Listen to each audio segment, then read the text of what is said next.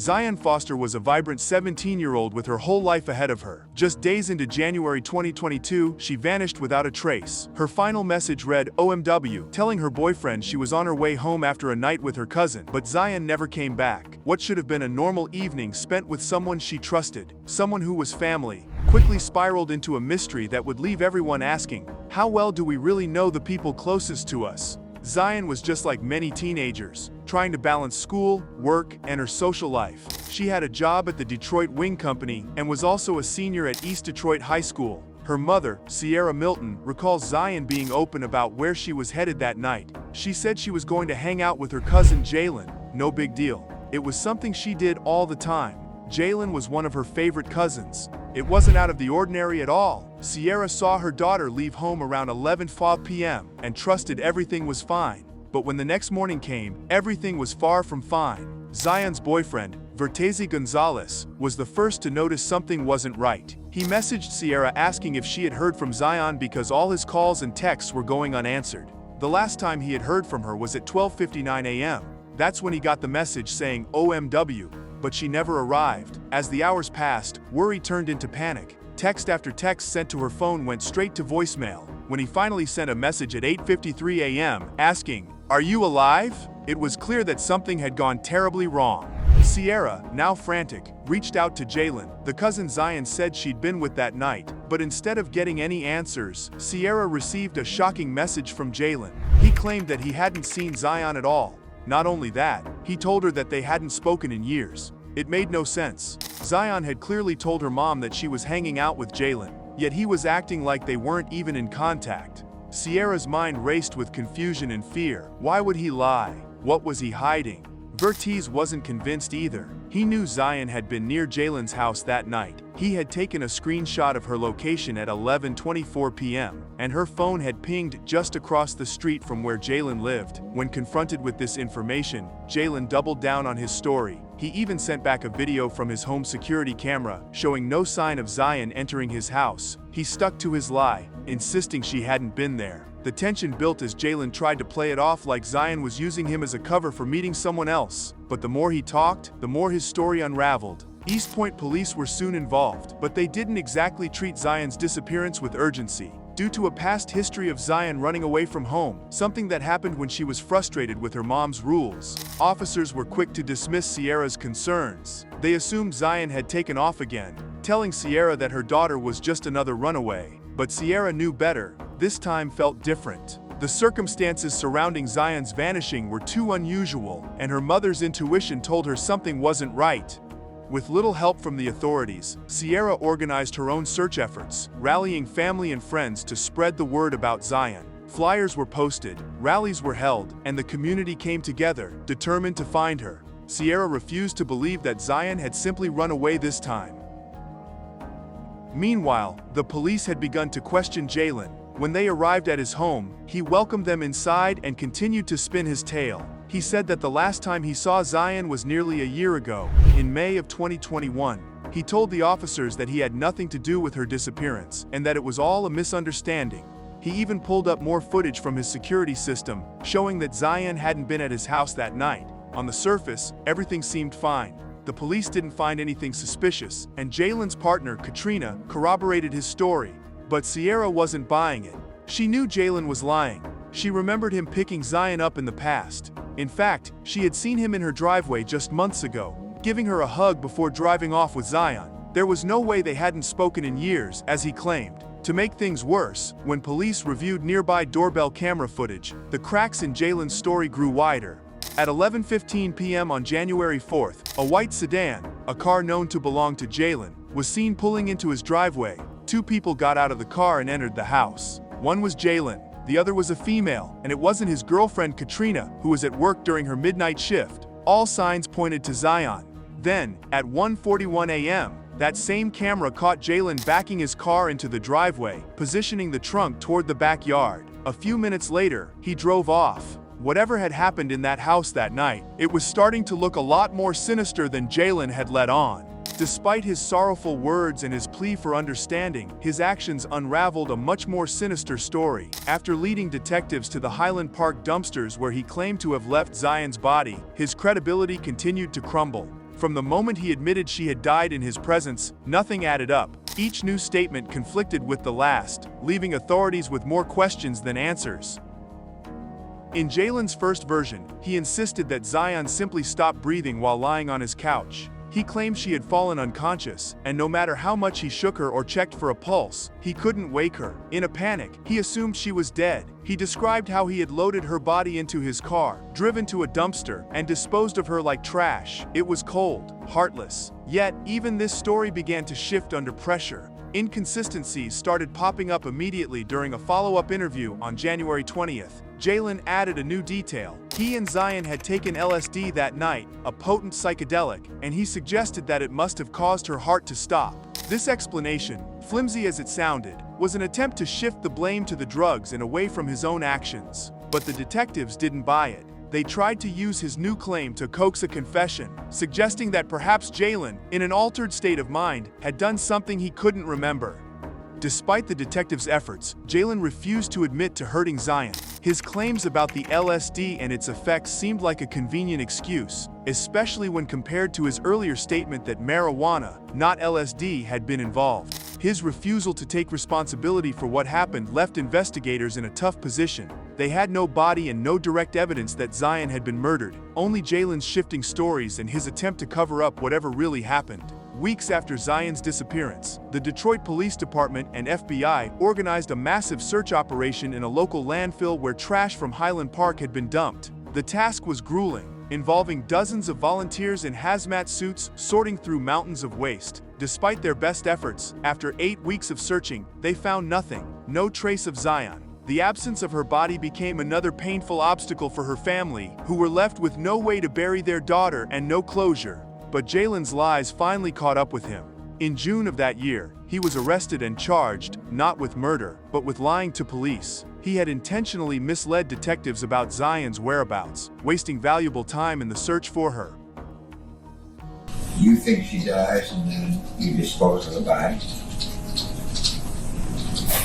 Just like that? That was your... Did not know what to do. I sat for at least 10 minutes sitting there. Like, what do I do? Who do I call? My kids are upstairs.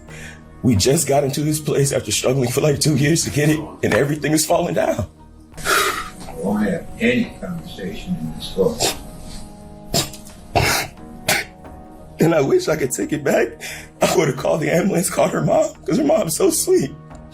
Her mom is so sweet. And I just knew.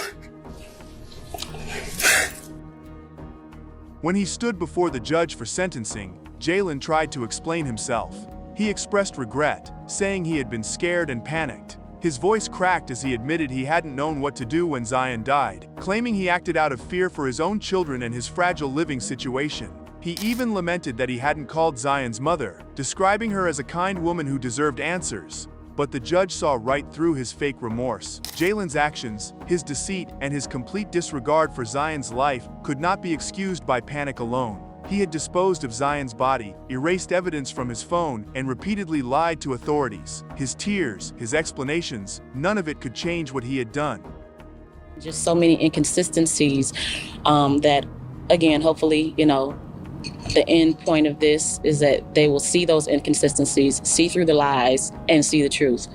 That he murdered my daughter, and he disposed of her with absolute disregard for her life. In the end, Jalen was sentenced to 23 months in prison for lying to the police. It was a hollow victory for Zion's family. Her body was still missing, and her loved ones were left to grapple with the reality that they might never know what truly happened to her that night. Jalen's brief prison sentence could not undo the damage done. Zion was gone, and despite the efforts of law enforcement and her family, true justice for her seemed painfully out of reach. Jalen Brayer's attempts to keep his communications hidden while in custody only deepened suspicions about his involvement in Zion's death. He had been using a prohibited cell phone, sending thousands of messages to his girlfriend, Katrina, while making calls under other inmates' codes to avoid detection. Despite his efforts, authorities monitored these calls closely, revealing a pattern of anxiety and paranoia about the ongoing landfill search. In conversation after conversation, Jalen probed for updates on the search, repeatedly asking if anything major happened. The vagueness of his questions and his obvious relief when nothing had been found painted a picture of a man desperate to keep something hidden. If Zion had died the way he initially claimed, suddenly, without foul play, there would be no reason for him to feel relief over the search's failure to recover her body. On the contrary, if his story were true, finding her remains would absolve him of any suspicion. Instead, his behavior suggested that Zion's body could incriminate him.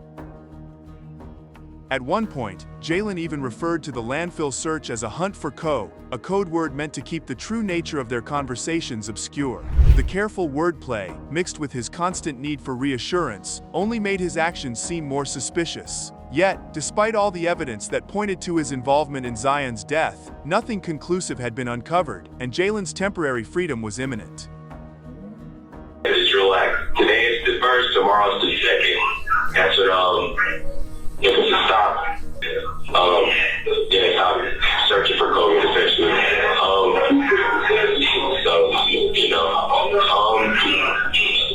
Usually there's a... After serving just over 9 months of his sentence for lying to police, Jalen was granted early release through a special 90-day incarceration program. The program, designed to help inmates convicted of nonviolent crimes better themselves, gave him the opportunity to walk free in under a year. It had been almost 12 months since Zion's disappearance, and despite the extensive landfill search, her body had still not been found. No murder charges had been filed, and Jalen, once the prime suspect, was now back home with his family. To many, his release felt like an injustice. Why had this man, who had been the last person to see Zion alive, been allowed to return to normal life while she remained missing? Why is this man free? What? I can admit to this and still be let free. But Jalen's freedom wouldn't last long. On June 13, 2023, after an exhaustive year-and-a-half-long investigation, the Detroit Police Department obtained a warrant for his arrest on charges of second-degree murder and tampering with evidence. When officers pulled him over, his calm demeanor betrayed little of the panic that his internet search history would later reveal. Investigators had managed to recover activity from Jalen's phone, even after he had attempted to erase it with a factory reset. His Google searches from the days immediately following Zion's death painted a damning picture. Just 3 days after disposing of his cousin's body, Jalen had searched for terms like, "Are garbage trucks also compactors?" and "How do police get your phone history?" The most chilling of all were his searches on how to know if the police were watching you, implying a fear that they might already be onto him. As if these weren't incriminating enough, investigators also uncovered a disturbing trail of search history from the months leading up to Zion's death.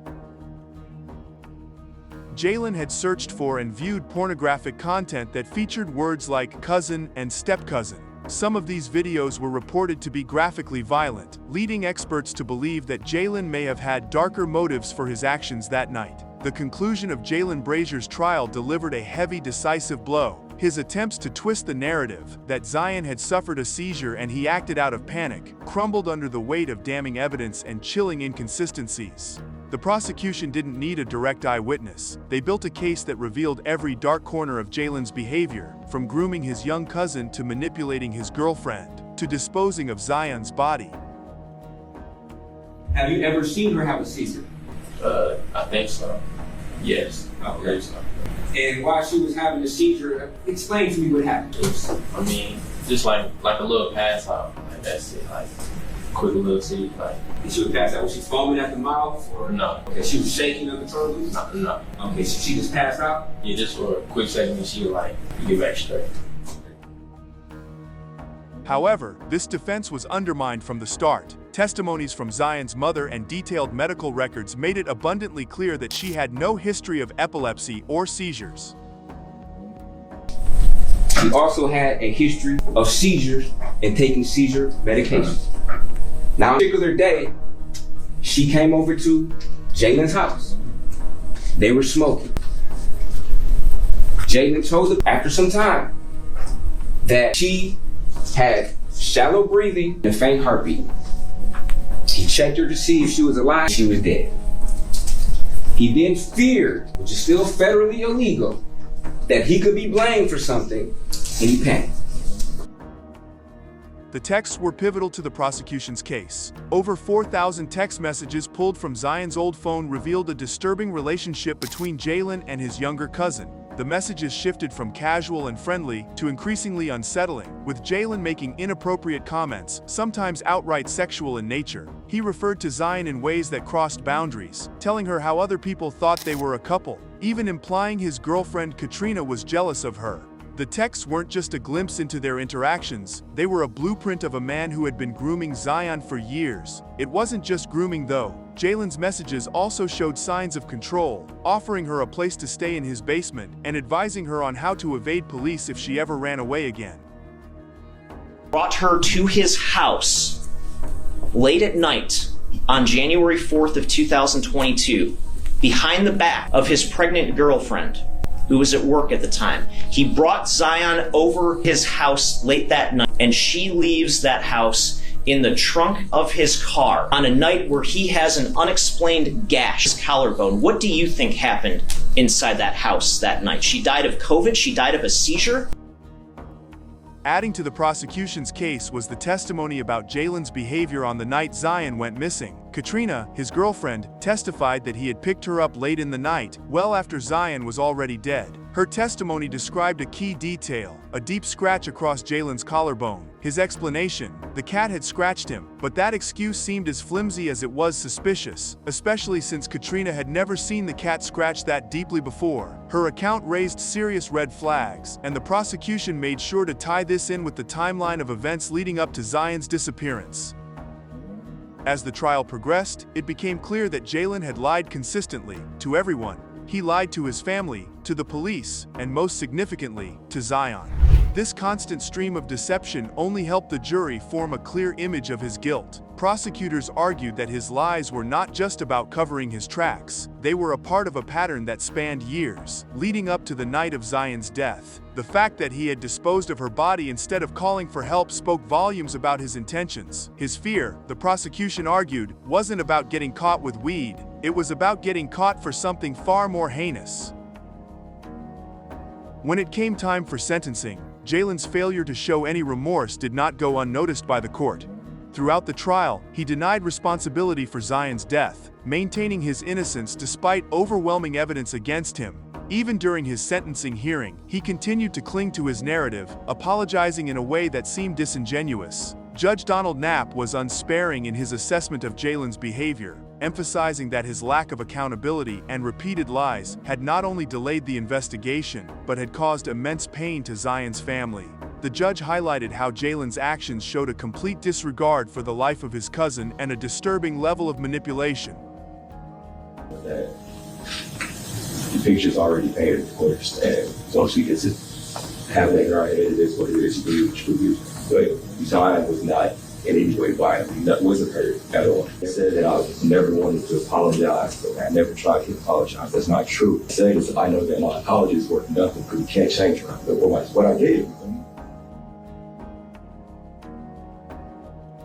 In May 2024, Jalen Brazier was sentenced to serve 30 to 90 years for the murder of Zion Foster, with an additional 5 to 10 years for tampering with evidence. These sentences were to be served consecutively, ensuring that Jalen would likely spend the rest of his life behind bars. His sentence was as harsh as the judge's final words, which left no room for redemption. Judge Knapp made it clear that Jalen's actions, both during and after the crime, painted a picture of a man who would likely never be rehabilitated. His manipulation of family members, his deception, and his callous treatment of Zion's body all contributed to a bleak future for him. For Zion's family, particularly her mother, Sierra, the verdict offered a sense of justice, though it could never truly heal the wound of losing her daughter in such a horrific manner. Sierra's pain was palpable throughout the trial, but as the jury returned with a guilty verdict after just 30 minutes of deliberation, there was finally a glimmer of closure. Zion had been loved deeply by her family, and Sierra had fought tirelessly for justice. Knowing her daughter's story would be told in court, and that Jalen would face the consequences of his actions. Yet, even with Jalen behind bars, one haunting fact remains unresolved. Zion Foster's body was never recovered. The sentence Jalen received ensures that he will likely never walk free again, but for Zion's family, the search for her remains continues, a reminder that while justice was served, they may never get the closure they need.